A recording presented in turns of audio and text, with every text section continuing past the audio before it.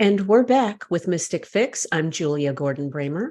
We just heard from Jennifer Jarvis talking about sacred smoke and rituals. Next up is Reverend Wendy Allen talking about her book, Lighting the Cauldron, Embracing Nature, Spirituality in Our Modern World. Hello, Wendy. Hello, Julia. Thank you so much for having me on your show.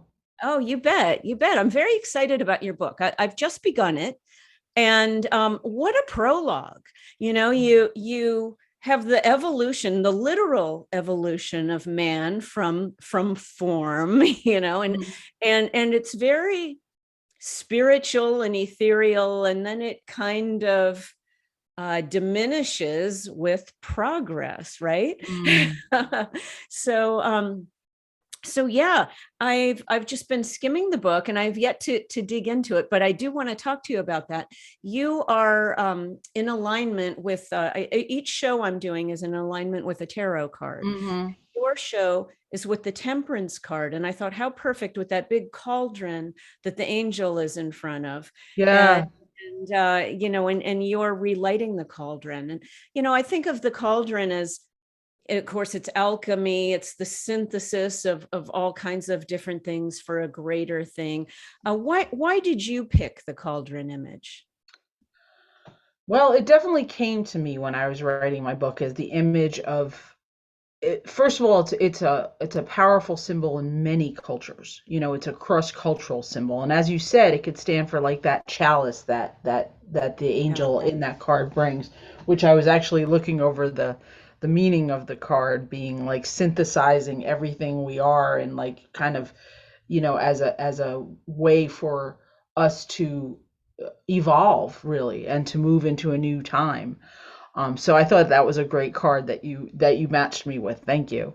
I'm a Oh, big fan of the tarot. I talk about it a little bit, but I picked the cauldron because to me it's a perfect symbol of the earth herself. Like she has her belly, her center is like the cauldron that lights us, that gives us life. Of course we get life from the sun, and scientifically we can go into all that, but I believe that without her inner warmth in her belly, we wouldn't be here. And it yeah. really connects to like carriage wind, which was one of the goddesses I dedicated to a very long time ago.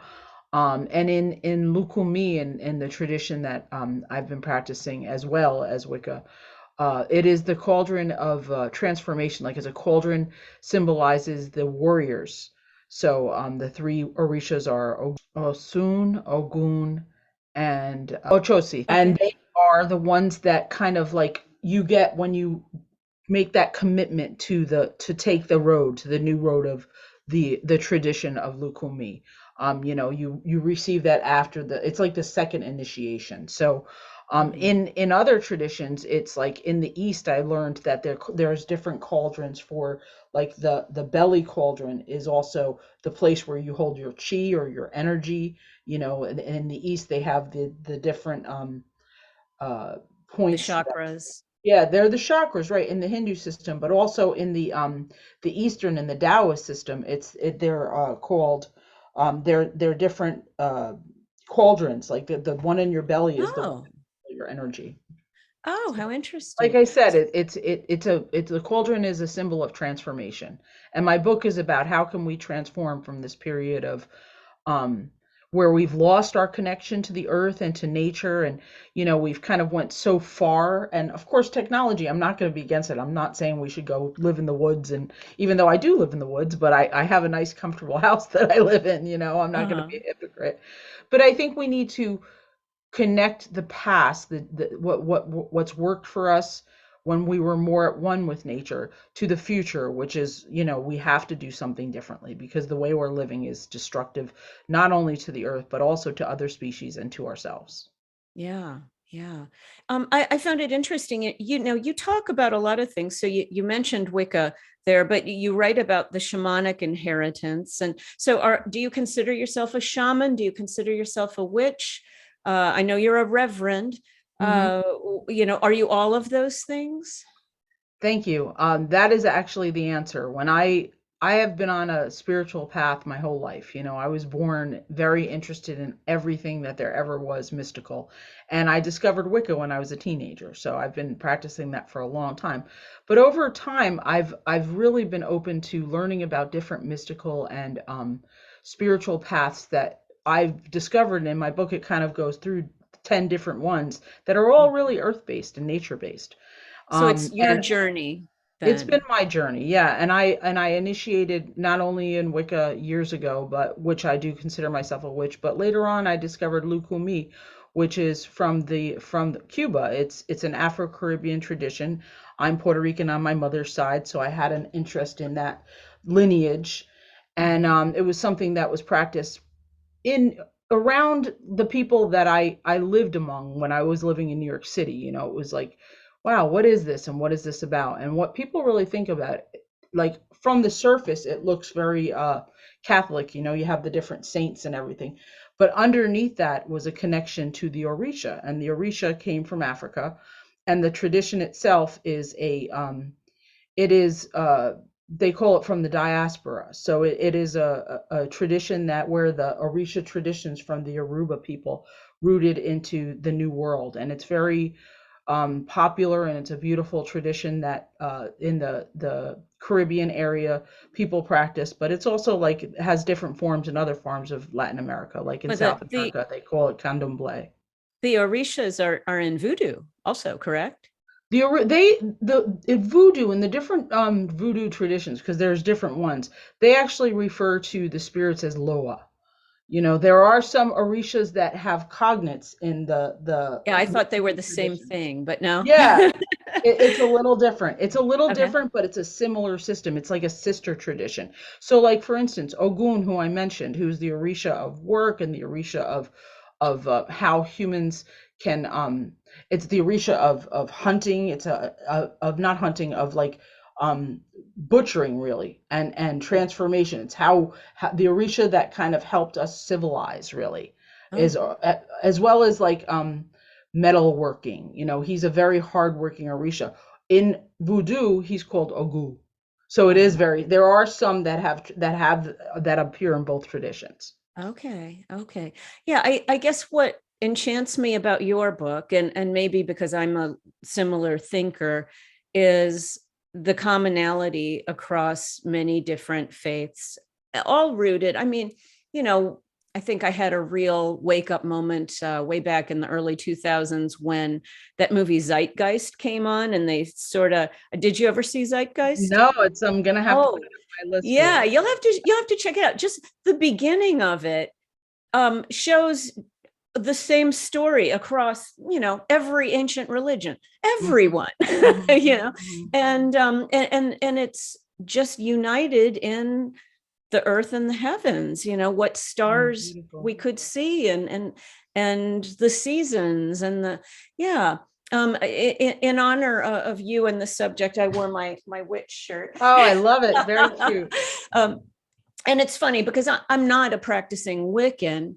As a tarot card reader, I kind of get that label though, and Yeah, I that's think there's okay. there's Wiccans and there's witches. There's many witches today that don't consider themselves Wiccan, and Okay. so it's a I think it's a great term though. You said, what do I consider as myself, a shaman or a witch? So shaman, to me, having an undergraduate degree in anthropology, it's a great word as a small letter S to describe a certain role that appears in most of these indigenous and nature-based traditions. It's a person that has different functions, and it's not really like the priest may have come out of it because they work with the spirit world and they do prayers, and like it evolved out of it. And they also do some, over time, some priests would advise the wise, the leaders of the tribe. But a shaman actually was more like a healer, mental counselor for people, somebody that could be a bridge between this world and the spirit world, this world and the ancestor world, and that Hmm. would bring wisdom back. And I think it's a word that, like, it's from the one of the traditions that I speak about. One of my friends, a good friend of mine, she's actually from the Turkish people, from the people of the Caucasus, and that's the language that that word comes from. But as she said in her interview, and she is a shaman, it's a type of way that appears in many different faiths. So I think for us, for people that practice modern neo-pagan traditions, yeah, I think witch is a good word for it, you But know. so what you're saying then is any bridge. So me as a tarot card reader could be a Mhm. bridge. John the Baptist in the Bible could be Mhm. a bridge, right? Yeah, exactly. Any kind of human Mystics. touching into the spiritual world to bring back a message. Right, Yeah. exactly. So that like I said, it's a term for a great role, but there are people that are in the lineage that has shaman as their title for that. But Okay. like there's other traditions that they have their own words for it, you know. So for Mhm. me, you know, Wicca works, a witch works. In Lukumi, there's different people that specialize in different things. You know, there's that the priests in the tradition are known as Babalosha or Ialoshas, and Ialosha is a mother of the Orishas, and Babalosha is the father of, so godfathers and godmothers, and then there's Oriates, and these are beautiful traditions because they have to remember so many things. It's like by Mm. memory and by a reading. As somebody who reads cards, you would really be like probably fascinated with how Yeah. deep they delve into their different systems, their different Yeah. divination systems, which is also a function of this role, is that people have used divination. So it's kind of Well, like the people that have the direct contact to spirit is mhm. something that is across the board, as you said, in universal, like In all universal, cultures. across the board, people that have a direct contact Yeah. that seek it out and can use it to help others. Yeah. Holy people, basically. Hmm. Yeah. One of the things I loved about your book was that, my show is relatively new. So, in alignment with the tarot cards, of course, the tarot starts at 0, the Fool, and your card number 14. So you're the 15th episode, Mm. and and one of the things I loved is that almost every chapter touches on a previous guest of mine. So we Oh, had the cool. shamans, we've had the astral travel. Mhm. We're looking into the elements and the spirit and meditation and energy healing. It's kind of all coming Yep. together in your book, which is really fun. Oh, how nice. I'm so glad. That's a Yeah. reflection of the work you're doing. Oh, well, Great. thank you. Thank you. So we just have a couple more minutes. What can readers expect diving in? What kind of readers are you hoping for? Well, you know, my book is about like first in the first chapter or so, I identify what I see as one of the root causes of why we've gotten so off course as humans. And the remainder of the book is really about like why nature spirituality really helps reconnect us and relights our cauldron and Mhm. relights our, you know, not just for ourselves, to help us heal ourselves by that, by having that deepened Right. connection with nature, but also by those practices like ancestor worship, energy healing, Mhm. healing with herbs, divination. Right. And um, you even get into like permaculture and sustainability. because Yeah. that's the next step. That's Uh-huh. where we have to change, because that's the bottom line, is this, with through really connecting through nature, it's made me realize we have to evolve, we have to move in a different way, and the people that are doing that work are like creating community. They Permaculture is a spiritual practice. It's like learning how to work with nature instead of against it. You know, Mhm. like, okay, I have a problem on my land, how can I use this problem to help me, you know? And then the community is a big important part of it, because, you know, I think being disconnected not just from nature but from each other, you know, it's like not having people that really are our tribe, you know. So people that are creating things like intentional communities are ahead of the curve. I see that as the future.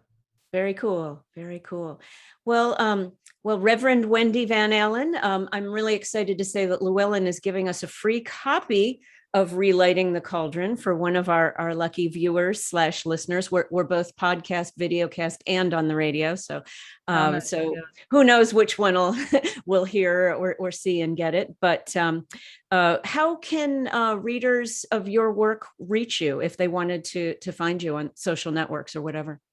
Thank you. Yeah, and readers are people that, nature spirituality is really important to them, and nature itself. So it's not, you don't have to be a pagan or, practice Afro-Caribbean tradition, but if it's something that speaks to your heart, great. www.soulblossomcenter.com is my website. Soul So Blossom yes, Center. they can find me through there. They can send me an email to through my website. I will be at the Parliament of World Religions coming up in Chicago. I'll be doing a workshop there based Oh, on my cool. book. And my book is available on Amazon, and I'm trying to get it in some local independent bookstores. So I hope some people are listening that are on that vibe. Fantastic. Well, I sure thank you for your time, and can't wait to finish this. And yeah, we will be in touch. Thank you so much. I really appreciate it. I mean, it's great that people are reading my book, but it was written with the intention to like do something about our global climate change. So I really appreciate you reading it and getting the word out. And yeah, Yeah, temperance is like it's time to temper how we live right. for sure. Balance and moderation, right? Balance and The perfect moderation. alchemy. Exactly. All right. Thank you. Well, take care. Bye bye. Take care. Bye. Next up, we've got some tarot card readings for you. Stay tuned.